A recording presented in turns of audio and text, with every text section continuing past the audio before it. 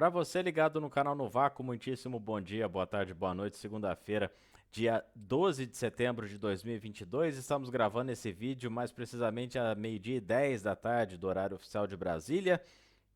Edição número 526 do canal no Vácuo. Hoje tem assunto para dar e vender. Vamos falar sobre Fórmula 1 primeiro.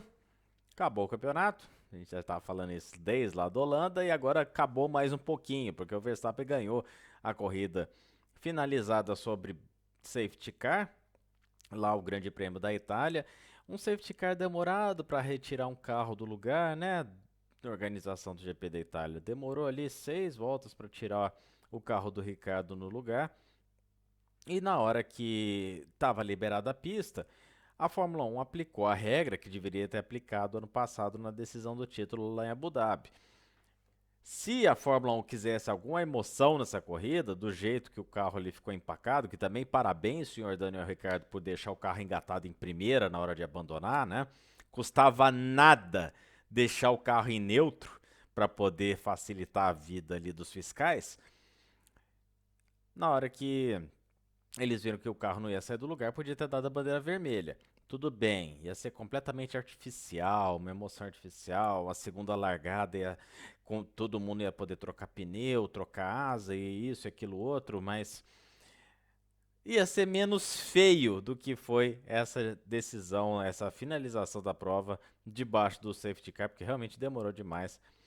A Ferrari chorou pra caramba, não é por menos, né?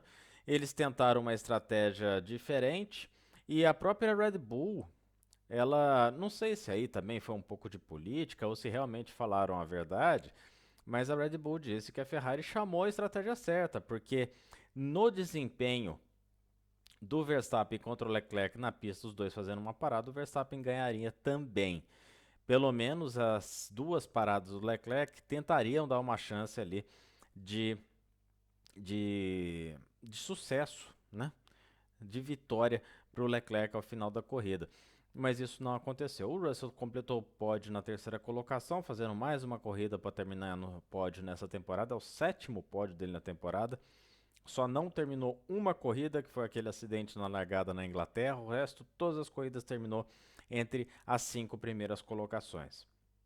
Está assim, com 203 pontos, apenas 16 o Leclerc entra na briga para o terceiro, o vice-campeonato do campeonato da Fórmula 1 de 2022. O Pérez, corridinha burocrática, fez corrida para chegar, terminou em sexto, agora tem 9 pontos a menos que o Leclerc. E o Verstappen, caso ganhe a próxima corrida, não precisa fazer a melhor volta e o Leclerc não pontue, o campeonato acaba em Singapura, porque não haverá mais quantidade de corridas e pontos em disputa disponíveis para que o Leclerc faça a virada. A virada está completamente improvável, né? Mas matematicamente o título pode ser decidido lá em Singapura. É mais provável que vá para o Japão, porque aí depois do Japão faltarão 4 provas, aí 4 vezes 25 dá 100, 104 com a volta mais rápida, 112 com a vitória lá na Sprint Race do Brasil. E ali faltando 112 pontos, a diferença do Verstappen para o Leclerc está em 116. Então, realmente, se ele mantiver essa diferença até o Japão, também acabou o campeonato. Ou seja, se na próxima corrida, tanto o. Aliás, com o Japão faltam 5, né? Então, na próxima corrida, se tiver. Então, em cima de 112, a gente soma 25, 137, 138. Então, o Verstappen, depois do Japão para ser depois da Singapura para ser campeão, tem que somar 138, tem uma diferença de 138 pontos para o Leclerc. Por isso que eu falo que a vitória e o Verstappen e o Leclerc não pontuando acaba o campeonato. A vitória do Verstappen e o Pérez também fazendo poucos pontos acaba o campeonato. O Pérez chegando em segundo lá contra o Verstappen não acaba o campeonato. Então, uma dobradinha da Red Bull com o Verstappen na frente, o campeonato vai para o Japão. Caso o Verstappen não pontue junto com Leclerc, e junto com Pérez e junto com Russell nas próximas duas etapas, aí o campeonato acaba depois da corrida do Japão com a diferença que está nesse momento. É muito improvável que os quatro abandonarão as duas próximas corridas, mas não é nada improvável uma corrida muito ruim do Leclerc e uma corrida muito boa do Verstappen lá em Singapura. Vamos lembrar, né, que lá em Mônaco a Ferrari, aquela época, tinha um carro muito bom de curva, mas que acabou perdendo ali no final para a estratégia da Red Bull. E agora a gente vai para Singapura, que é uma pista completamente, é uma pista mais longa, ou seja, a diferença entre os carros se acentua, né? Não é uma pista curta igual a Mônaco, ruim de ultrapassar, tem dois pontos de ultrapassagem ali claros, mas também, dependendo de onde que pega ali tráfego, atrapalha tempo de volta, perde tempo, que é uma maravilha. E é vantagem Red Bull, principalmente com o carro que os taurinos têm. Ficou claro isso, que na mão do Verstappen esse carro da Red Bull faz miséria. Ele largou em sétimo, veio cortando todo mundo até a terceira volta, já estava no final da quinta volta, estava ali tirando a diferença do Leclerc, estava a 1,3 segundos quando teve aquela entrada do Virtual Safety Car, que aí o Leclerc antecipou a parada e tentou fazer as duas paradas. Não conseguiu. Conseguiu fazer as duas paradas, mas não deu resultado, né? E no campeonato de construtores, a Ferrari dá uma respirada. Sobe a diferença para 35 pontos. Eram 30 antes da corrida da Itália. Mas ainda precisa ter algum cuidado com a Mercedes, que realmente é um carro muito bom de ritmo de prova. O Hamilton junto com o Sainz, inclusive ótima prova do Sainz, escalando o pelotão ali junto com o Hamilton. Sainz terminou na quarta colocação e o Hamilton terminou em quinto. O Hamilton que agora sim está matematicamente fora da briga pelo título de 2022. Hamilton fora da briga pelo título não acontecia desde 2014, ou seja, há 8 anos atrás que o... Não, antes, né? Foi 12... Não, 13 foi o Vettel. Vamos fazer conta de novo. 10, 11, 12, 13, isso. Os 4 do Vettel. Aí tem 14, foi o Hamilton. Então, desde 2014 o Hamilton briga constantemente pelo título na Fórmula 1 e agora isso não acontece. Não vai acontecer. E fica a chance, né, do Hamilton de brigar ali por mais uma vitória até o final da temporada para manter aquela sina, né, do Hamilton de conquistar pelo menos uma vitória em cada temporada disputada. O De Vries, piloto do dia, fez os seus primeiros pontos na Fórmula 1, mal conseguiu sair do carro, precisou do mecânico ali para tirar o cinto e puxar ele para fora do cockpit. Foi festejado por todos os pilotos com alguma justiça, porque é um piloto que merece realmente ter uma vaga na Fórmula 1 e praticamente ali, a não ser que a Williams invente um Sargent ou traga um Ricardo, faça alguma invenção aí o título não, a vaga a segunda vaga da Williams para ser companheiro do Albon vai ser do De Vries. O Albon, que segundo o comunicado da Williams teve uma complicação pós-cirurgia ou durante a anestesia de apendicite. Então ele teve ali uma pequena parada respiratória, precisou de ventilação forçada, passou um dia na UTI, volta amanhã para casa, tá tudo sob controle, graças a Deus. Olha, imagina um apendicite tirar a vida de um piloto de Fórmula 1. O piloto de Fórmula 1 fica 350 km por hora dentro de um cockpit com a busanfê raspando no chão e aí morreu de quê? De apendicite. Uns negócios, né? Mas tá tudo, graças a Deus, tá tudo bem com o Alex Albon. E ele volta para casa a partir de amanhã. Tem tempo para se recuperar. Aí a Williams vai monitorar, né, a situação médica do Albon até o Grande Prêmio da Singapura. Os pilotos precisam viajar de terça para quarta, né, para dormir e começar as atividades de pista na quinta-feira. Então, se até terça-feira a gente deve ter a atualização da situação do Albon. No restante da corrida, a gente já falou bastante ontem lá no Automobilismo para Principiantes. O destaque que a gente deixa aqui é realmente a prova bem apagada do Bottas, que realmente passou despercebido, caiu para último na largada ontem, depois de se enrolar lá. E o assunto da Fórmula 1 hoje, que na verdade tem muito a ver com a Fórmula 2, é a assinatura de contrato do Felipe Drugovich, campeão da Fórmula 2, conquistou o título no sábado, lá com o duplo abandono dele e do. Não foi abandono do Pocher, Pocher não pontuou. Corrida muito tribulada do Pocher, estava largando também em 14º, e aí precisava escalar o pelotão, estava seguindo bem ali o Drugovich, até o Drugovich junto com o. Não é com o Caldo, de novo eu vou falar Caldo, mas o Caldo bateu com a Caldeirão no primeiro S. Mas ele bateu com o carro número 25. Falou ontem o nome do piloto e acabou num. Não vou lembrar. Desculpa, minha cabeça tá completamente longe. Ou seja, ele foi por fora onde não podia, não sobrou espaço. E o Drugovich acabou abandonando a prova. Sorte dele que o Pourchaire não apontou, porque também tomou uma espremida do Liam Lawson. O Pourchaire que, olha, mas campeonato de kart indoor, os dois ali saem do kart e descem no tapa, hein? Porque, não que a gente justifique violência, mas é pra perder a cabeça, aquela espalhada que o Liam Lawson deu no Pourchaire depois da saída ali na segunda perna do primeiro S. E o campeonato acabou. O Fittipaldi fez uma terceira colocação na corrida de domingo, lá em Monza, uma boa corrida. O Drugovich chegou em quinto nessa mesma corrida. Corrida que o Pourchaire também bateu. O final de semana do Pourchaire foi uma lástima, foi uma tragédia. Trágico, trágico, né? Como diria aquele personagem que todo mundo odeia, o Chris.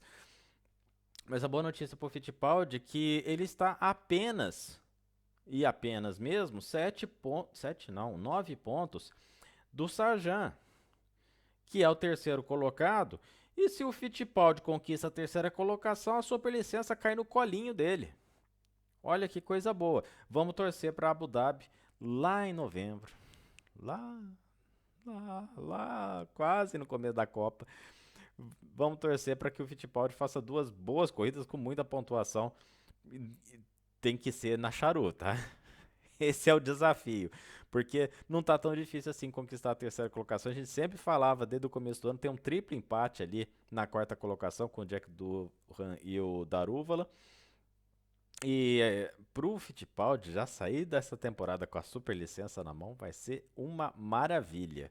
Aí só precisa, aí sim faz sentido ser um piloto de testes da Fórmula 1, um piloto de desenvolvimento da Fórmula 1, e buscar um lugarzinho ano que vem para fazer pelo menos um TL, igual o Drugovich vai fazer o TL1 lá de Abu Dhabi. Parece que é isso que está se desenhando para o Drugovich lá em Abu Dhabi. Então o Drugovich faz as duas últimas provas da Fórmula 2 e também faz o TL1 lá na sexta-feira. E o Fittipaldi, olha, acho que já começa, né? Se ele conquistando a superlicença, acho que o Alonso vai voltar a conversar com ele e falar: vem cá, querido, vamos conversar. Você não quer que eu arrume um lugarzinho pra você, num lugar, numa equipe ali, pra você pelo menos fazer umas voltinhas no TL1? E aí mantém a superlicença? Aí já começa a fazer sentido essa promoção, entre aspas, do Enzo para a Fórmula 1. Não que ele vá ficar abdicado da Fórmula 2, faz muito sentido ele querer continuar na Fórmula 2 e fazer uma temporada para ser campeão, né? Para dar aquela sacramentada no nome dele dentro da Fórmula 1. Mas e conquistar a superlicença por causa dos pontos do terceiro lugar no campeonato, faz muito sentido ele continuar, ele buscar uma vaga lá na Fórmula 1 como piloto de testes. Já na Fórmula 3, depois do absurdo que foram aquela meia hora quase de indefinição de quem tinha ganho a corrida e quem havia terminado em qual posição, o Victor Martin conseguiu a conquista do título. Quase deu para o Zane Vallone. O Victor Martin foi um dos punidos por limite de pista naquela tribulada prova. O Caio Collet também foi um dos que foi punidos depois da prova, terminou em 20º, aí despencou na classificação, né? Porque realmente Na verdade, não despencou, continua em oitavo, mas a distância dele para o sétimo não foi o final de temporada, né? Não representa o final de temporada, até porque o Collet tinha feito pódio no sábado lá em Monza. Mas depois de tudo que aconteceu, o Zane Malone, que estava em quinto no campeonato, quase ganhou o título, ficou a apenas 5 pontos do Victor Martins. É uma das temporadas de Fórmula 3 mais disputadas dos últimos tempos. E olha, esses estreantes ali, Malone, Berman, eu estou muito bem impressionado. Vai ser uma Fórmula 2, se caso todos esses 8 subam para a Fórmula 2 ano que vem, vai ser a Fórmula 2 mais difícil dos últimos tempos. Quem for campeão da Fórmula 2 ano que vem vai estar com um nome muito bem escrito e muito bem credenciado dentro da Fórmula 1. Parabéns para o francês, que tem origem portuguesa, né? Por isso o nome dele Martins, né? Ele tem, acho que o pai dele o, acho que o pai dele tem uma ascendência portuguesa e aí ele é nascido na França, obviamente, fala o inglês com sotaque francês e agora vai, não duvido nada ele aparecer na ART ano que vem na Fórmula 2.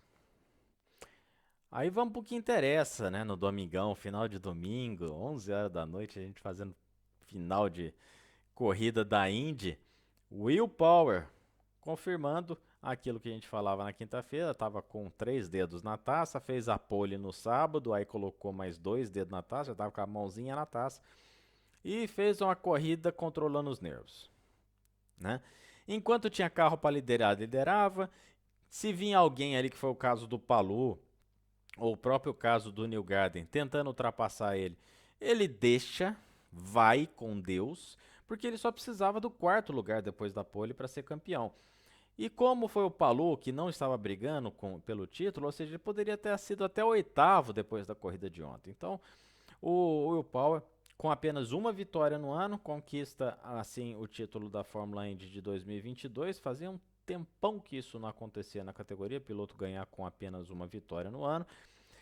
Detalhe para a prova de Palou e Newgarden.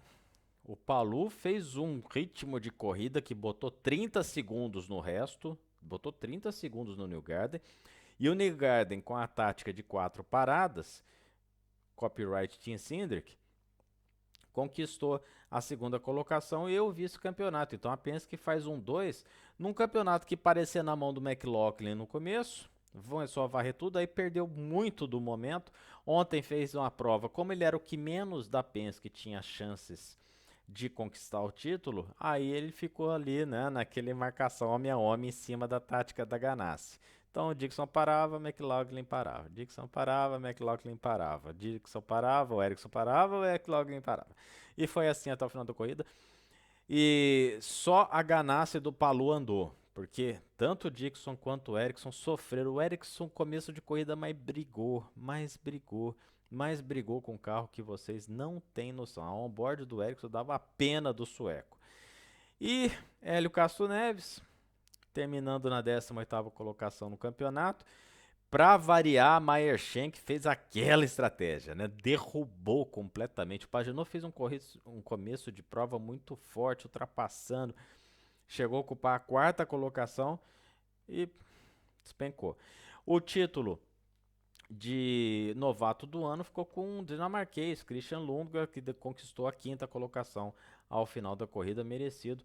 Deu um calor ali. Ali também na Rahal foi a Rahal que andou, né? Porque tanto o Graham Rahal como o Jack Harvey, abre parênteses, decepção, fecha parênteses, não mandaram muito bem ali na estratégia. Agora o mercado da Indy fica nesse compasso de espera da situação do Palou, que a Ganassi pediu 10 milhões de dólares para liberar o Palou para a McLaren. E o Zac Brown, que já pagou sei lá quantos milhões, acho que quase 20 milhões de dólares para o Ricardo, já deve estar olhando lá o saldo na conta e falar, oh, eu acho que eu não tenho esse dinheiro todo. E o Palou não tem clima nenhum para andar mais de Ganassi na vida, não é verdade? Apesar de ser um piloto extremamente rápido, olha, esse gerenciamento de carreira do Palou foi o maior desastre. Conseguiu ganhar do desastre que foi o gerenciamento de carreira do Zarco na MotoGP. Sem sombra de dúvida, não tem nada. É o recorde mundial de pior gerenciamento de carreira, porque é um piloto que antes de ontem, né, era o atual campeão da categoria e conquistou algumas vitórias esse ano com a Ganassi, mesmo tendo ali antes de Nashville todo aquele fuzuê em cima da carreira dele. Vai ficar a pé. Corre o risco de ficar a pé o Palou, por incrível que pareça. Vamos ver. Ah, como diria o Rogério Elias, a ver. E pelos lados também, lá na Indy, o Hélio que tá fazendo vai fazer as 24 horas de Daytona, obviamente. E vai fazer também, ou pode fazer também, a Daytona 500 lá pela NASCAR. Aí precisa ter um carro, né? Porque o Tarso Marques está até hoje esperando o chassi dele chegar. Não chega o raio do chassi do Tarso Marques, ele não consegue estrear. E o Hélio também está na dependência do carro ali, barra dinheiro, entrar na fila. Vamos aqui para mais uma. Eu estou tomando uma surra hoje do meu computador. Bom, tivemos a NASCAR lá em Kansas e o 45 ganhou de novo em Kansas, né? Primeira vitória tinha sido do Kurt Busch no começo do ano, agora o Bubba Wallace é o 18º vencedor diferente da categoria. Essa vitória do Bubba Wallace já estava falando umas 10 corridas, mais ou menos, né? Tava madura, ele bateu na trave 2 vezes e conquistou ontem, segurando o chefe, Denny Hamlin, que vinha atrás ali com 11. Tava num ritmo de prova muito bom o Bobo Wallace, podia ter mais 15 voltas depois que o Bobo Wallace continuaria segurando o Denny Hamlin não ia passar por nada. Já no nosso querido playoff, o Kevin Harvick só se ganhar em Dover. Ponto. Dover não, perdão, Bristol. Só se ganhar em Bristol. E vai ser a corrida de Bristol nesse próximo final de semana vai ser a carnificina. Olha, mas porta com porta vai ser ultrapassagem normal, vocês podem esperar, não tem nenhuma sombra de dúvida. O Christopher Bell, por causa da pontuação conquistada, ele terminou na terceira colocação lá no Kansas, ele é o primeiro confirmado já para a próxima fase dos playoffs. Ele, por pontos, está confirmado, não corre o risco de ficar fora. Se a corrida começar, se o primeiro estágio terminar com essa classificação do jeito que está agora, Byron, Hamlin, Logano, Blaney e Bowman não, errei as contas, para no Blaney, com menos 22 pontos ali, mais a 34 do Austin Cindric, esses 4 também conseguem a classificação por pontos. Aí tem Bowman, Elliott, Larson e Chastain estão numa posição confortável, não precisam assumir grandes riscos. Então, se tiver o pessoal ali meio excitado na frente deles ou atrás deles, deixa, né? É melhor perder 2 pontos na pista do que perder 20 no final da corrida. Então, tô andando em 12º, tá difícil passar. O 13º quer me passar, deixa passar, porque se ficar de fora para arrumar carro em pista de oval curto, demora e perde um monte de volta. E para recuperar essas voltas depois tem que torcer para meio mundo abandonar. Então, cuidado e canja de galinha para essa galera ali que tá de menos 28 a menos 32 em relação ao líder. São 4 pontinhas ali, são 4 pilotos, Bowman, Elliott, Larson e Chastain. Segura a onda. Agora, Daniel Suarez, menos 52.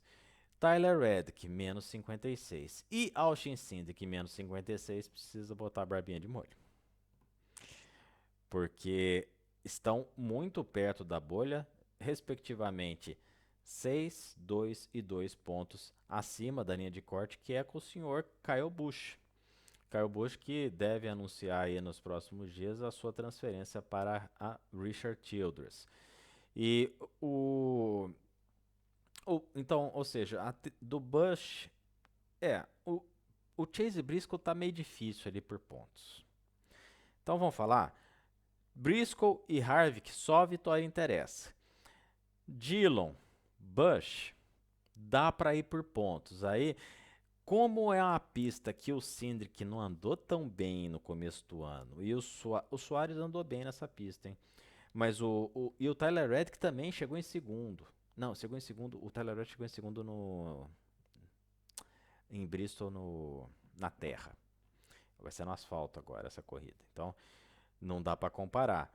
Mas olha, eu acredito ali que o Syndic está perigando. Se a gente for lembrar do que nós falamos lá no começo da temporada, o Boma está garantido, né? Então eu já errei o primeiro que não vai, que o Boma vai se classificar para a próxima fase.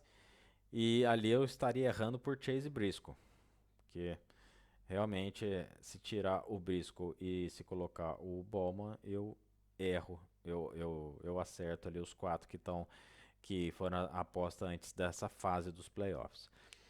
Mas de novo, Briscoe e Harvick, sua vitória interessa. O Harvick também, começo de prova, dois pilotos se engalfiando na frente dele. Ele teve que tirar o pé. Aí tirou o pé, deu uma trauletada no muro que entortou tudo, jogou. Aí ele bateu de novo. Aí tira o volante e volta pra casa, né? Fica com a 36ª colocação e a gente se vê domingo que vem. Não tinha nada mais o que fazer durante a corrida. A corrida tinha ido pro vinagre. Temos agora o WRC, o famoso World Rally Championship, com vitória do Thierry Neuville, que volta a vencer na categoria. E volta a se colocar ali numa possível disputa de título. Ele que ainda continua a bons pontos atrás do Rovanperot, que tem 207.